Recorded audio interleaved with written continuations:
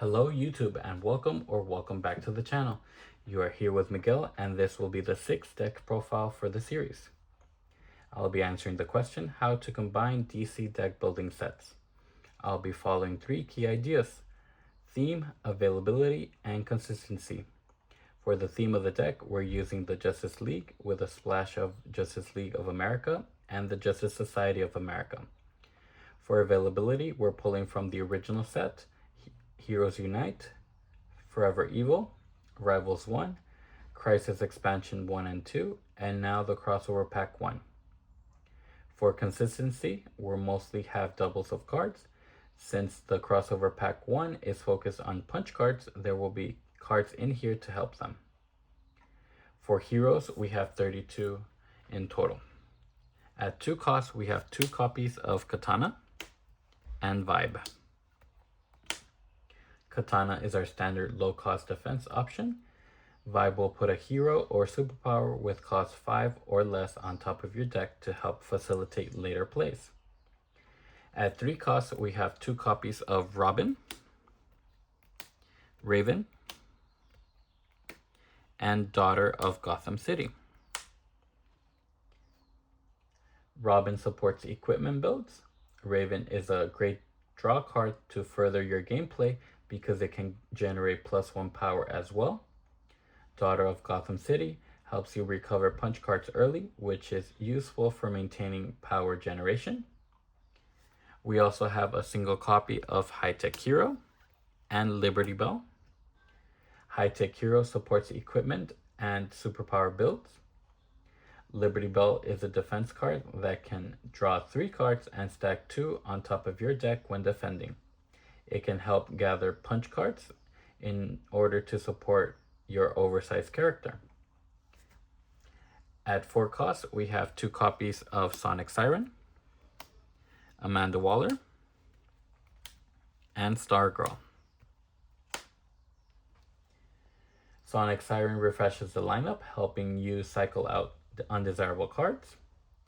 Amanda Waller can either generate power according to the destroyed villain's cost with her effect, destroy any undesirable cards, or generate +2 power. Stargirl is a defense card that can draw a card and put a card with cost 1 or greater on the bottom of the main deck when defending. This will help players stack the main deck in order not to run out and lose the game. We have 1 copy of Swamp Thing and Dr. Midnight. Swamp Thing can generate +5 power if you control a location, which can help defeating the supervillain or superhero stack.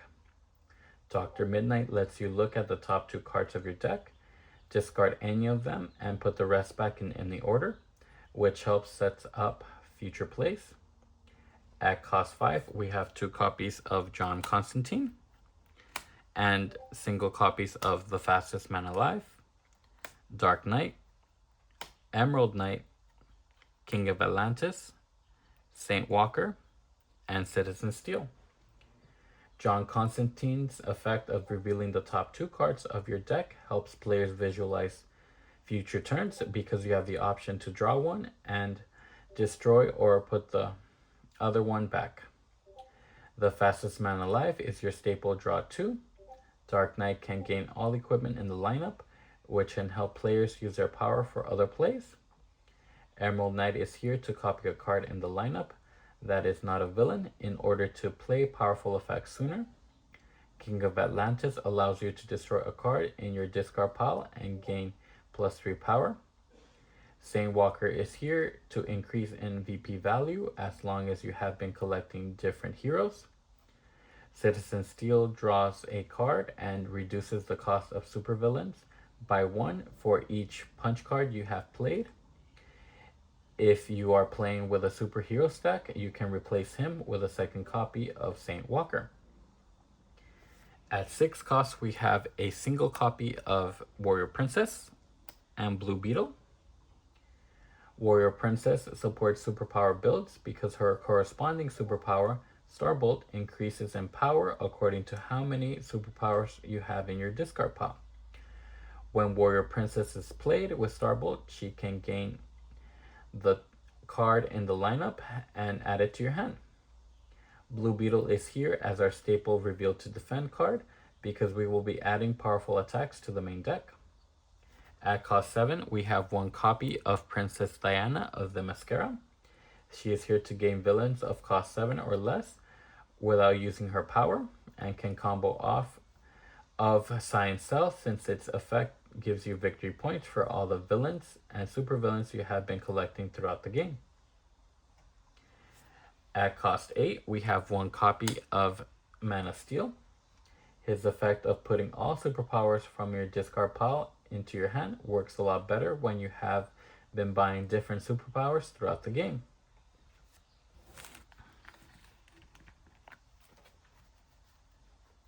For villains, we have 32 as well. At 2 costs, we have 2 copies of Grid and Ocean Master. Grid will put a villain or equipment with cost 5 or less on top of your deck to help facilitate later plays. Ocean Master works well in a villain build because he can destroy a card from your hand or discard pile when you play another villain this turn. At cost 3, we have 2 copies of Jervis Tetch and the Penguin.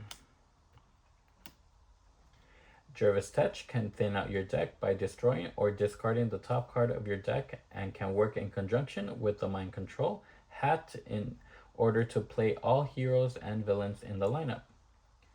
The Penguin can draw 2, then discard 2 cards. He works in conjunction with cards that can pick up the discard cards from your discard pile and either put them on top of your deck or into your hand. We also have a single copy of Poison Ivy and Scythe. Poison Ivy is here as a way to disrupt other players by attacking them and giving them a weakness if they have discarded a card with cost 1 or greater from the top of their deck. Scythe is here as another disruption that can give out a weakness unless the foe reveals a starter card. At cost 4, we have 2 copies of Clayface, Parasite, The Blight, Killer Frost, and Black Lantern Green Arrow. Clayface is here to copy powerful effects of any card that you want to use again. Parasite is an attack card that can discard other players' cards with cost 3 or greater. If they do, they can put a punch card from their discard pile into their hand. The Blight can either generate power according to the destroyed superpower's cost with his effect, destroy any undesirable cards, or generate +2 power. Killer Frost is here as an attack against location cards and can draw 1 if no foes discard any. Black Lantern Green Arrow helps foes destroy a starter card in their hand with his attack, but as the game goes on, he can start destroying the top card of their decks when they stop having starters. At cost 5, we have 2 copies of the Red Lantern Corps, Scarecrow, and Psycho Pirate. The Red Lantern Corps is here to destroy undesirable cards in our hands to gain +3 power. Scarecrow's attack can give out weaknesses in order to level the playing field at the end of the game when counting victory points. Psycho Pirate works best in the early game to attack and can discard cards with duplicate names such as the punch card. At the mid to late game, his attack can reveal the foe's hand and give you information about their turns, along with discarding duplicate names. We also have a single copy of Per Degatan. He is here to discard undesirable cards in your hand in order to gain +1 power for each card you discard or have discarded. This can work with Power of the Red because its effect already discards cards from your hand, so Per Degatan can gain additional power off of that effect. We also have a single copy of Despero. Despero is a staple card that can draw 2 and attack to make a player discard a card with cost 1 or greater. At cost 7, we have a single copy of Lobo, Bizarro, and Black Lantern Blue Beetle. Lobo is here to destroy cards from your hand and or discard pile, which can help to get rid of undesirable cards. Bizarro is here to counter all the attack cards that can give out weaknesses. Since his effect reads, at the end of the game, this card is worth 2 victory points for each weakness in your deck, essentially turning the weaknesses into 1 victory point. Black Lantern Blue Beetle is here for defense hate. His own effect discards a defense card without it being an attack.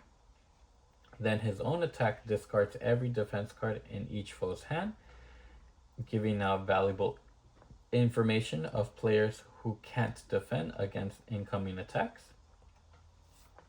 At 8 cost, we have a single copy of Black Lantern Martian Manhunter. His attack states each foe discards a random card. You may play any number of them, then return them to the discard pile. This effect is powerful if it goes through because he can play as much as 3 extra cards per turn.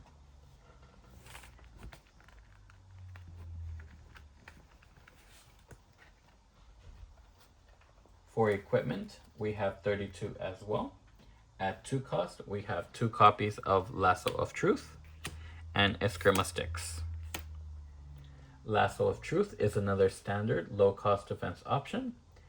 Eskrima Sticks can put 1 cost 3 or less equipment card from your discard pile into your hand. At 3 costs, we have 2 copies of Helmet of Faith, Aquaman's Trident, and Batmobile. Helmet of Fate is another defense card that can help mulligan undesirable cards when you defend. Aquaman's Trident can put a card you have bought or gained on top of your deck, which can work in conjunction with Atlantis to put multiple cards on top for future plays. Batmobile is here to mulligan your hand if it's the first card you have played during your turn. At 4 costs, we have 2 copies of Skeets, Mallet, Secret Society Communicator, and Signature Trenchcoat. Skeet supports a hero build as a defense card that can put heroes on top of their deck or into their hand when defending. Mallet can draw or pass undesirable cards to another foe's discard pile. Secret Society Communicator can either generate power according to the destroyed hero's cost with his effect, destroy any undesirable cards, or generate +2 power. Signature Trenchcoat is here to gain cards with cost 5 or less from the destroyed pile, especially from cards that have been destroying, like Amanda Waller, The Blight, Secret Society Communicator, and Super Intellect. We also have a single copy of Green Arrow's Bow and the Hourglass. Green Arrow's Bow can reduce the cost of supervillains by 2, which can lower the cost in conjunction with Citizen Steel. You can replace Green Arrow's Bow with a copy of Skeets or Mallet if you are playing with a superhero stack. The Hourglass lets you put a card with cost 6 or less into your hand at the end of the turn, so you can reuse a card you want for the following turn. At 5 costs, we have 2 copies of Cosmic Staff and the Bat Signal. Cosmic Staff is a defense card which discards itself to avoid an attack and gains the bottom card of the main deck.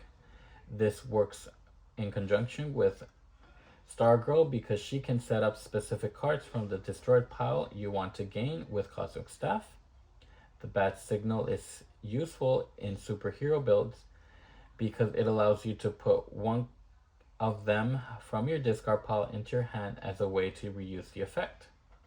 We also have a single copy of Magician's Corset, Green Star Sapphire, and Red Lantern Power Ring. Magician's Corset works best when you pick multiple players for her effect to gain +1 power for each one you choose at the cost of allowing them to draw, but works well as a 5 cost +1 power and draw a card if you choose yourself. Green Lantern Power Ring is a +2 power card that can draw you 2 cards when defending. Star Sapphire Power Ring can reveal the top 2 cards of the deck, and if they don't share a card type, you can draw both of them. The Red Lantern Power Ring allows you to look at the top 2 cards of your deck, destroy one. You can gain power according to the cost of the card that's been destroyed by his effect. All the power rings have the effect to give you multiple VPs according to how many you have. For example, 1 VP if you have 1, 4 VPs if you have 2, and 9 VPs if you have 3. At 6 costs, we have a single copy of Science Cell and T-Spheres. Science Cell is here to gain a victory point for each villain you have been collecting throughout the game. T-Sphere states +2 power and choose a card name. Reveal the top 3 cards of your deck and put all cards with that name into your hand and put the rest back in any order. This effect works best when you have been stacking your deck or knowing what multiples you have of one card. At cost 7, we have 1 copy of Mind Control Hat. Mind Control Hat is a good draw 2 card because it has its own attack to make each foe discard a random card, and can combo with Jervis Tetch to play each hero and villain from the lineup. At 8 costs, we have a single copy of Power Armor. This is a good reveal to defend card because it can destroy multiple cards depending on the number of attacks that have been thrown against you.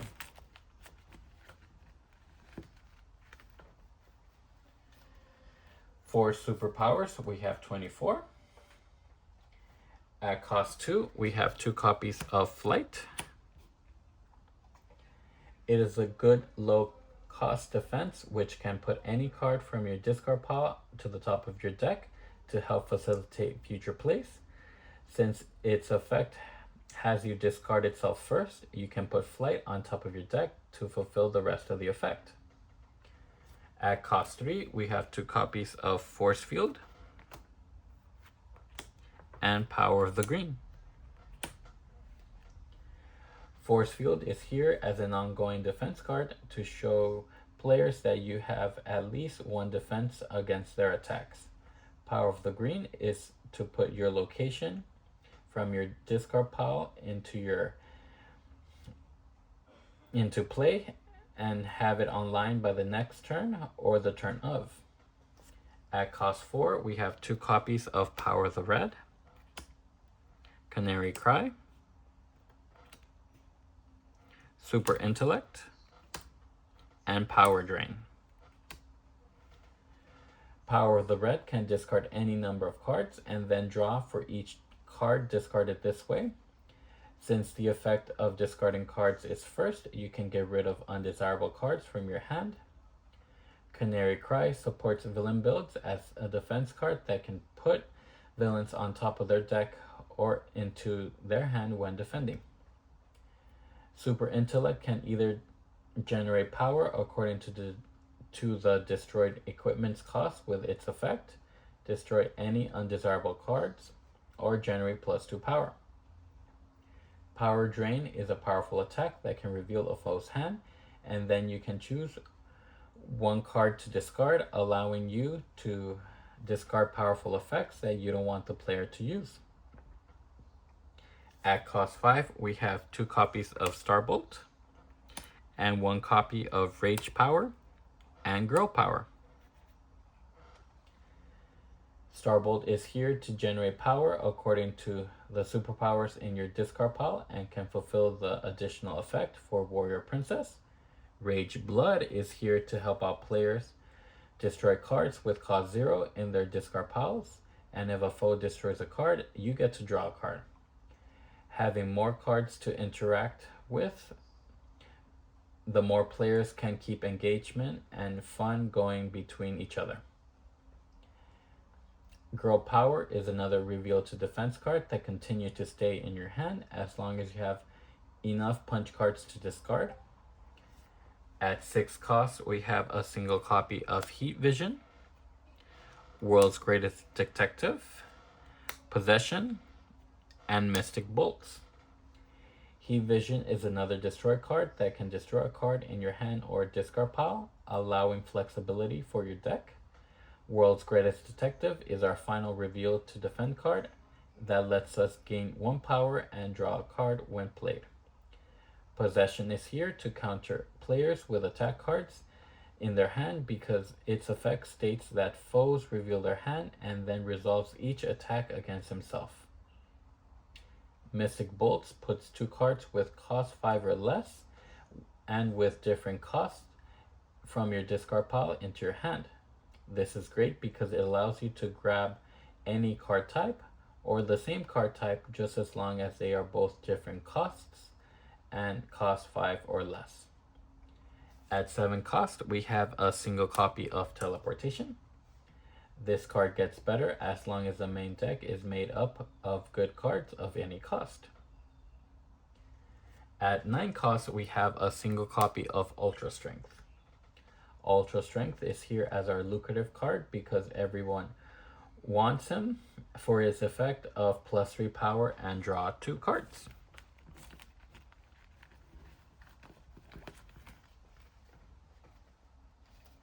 For locations, we have 10 and 1 exchange. For our standard locations, we have the Watchtower, Arkham Asylum, the Batcave, and Fortress of Solitude. These are our standard draw engines that let us draw a card if we have played a card with the respective card type. We also have Oa, Titan's Tower, the House of Mystery, Blackgate Prison, Atlantis, and Monument Point. Oa is here to let us draw a card when the supervillain stack is cost 10 or greater. It can be exchanged for the Rot if you are playing with a superhero stack for all the attacks that are giving out weaknesses. Titan's Tower and House of Mystery are here to facilitate draws according to the cost they are asking for. Blackgate Prison is here to turn your vulnerabilities and weaknesses into victory points if they are on top of your deck. Atlantis is here to put a card you buy or gain from the lineup on top of your deck to help future plays. Monument Point is another type of draw engine since it lets you draw a card when you play your first punch card.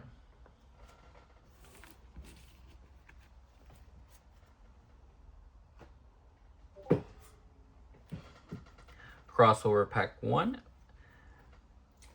introduces a new supervillain stack starting with Solomon Grundy.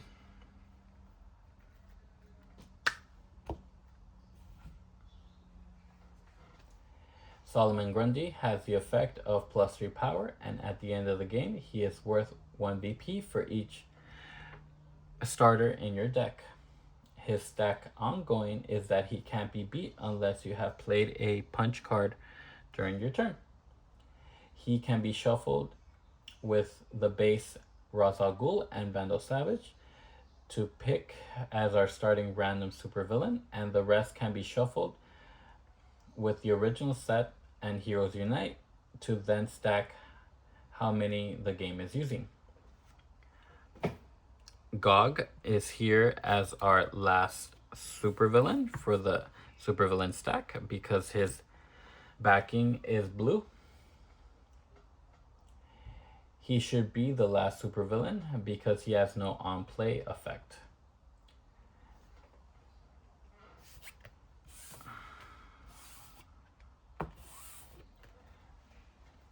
This pack also introduced 7 new superheroes such as Power Girl, Wildcat, Jay Garrett, Mr. Terrific, Dr. Fate, Stargirl, and Alan Scott.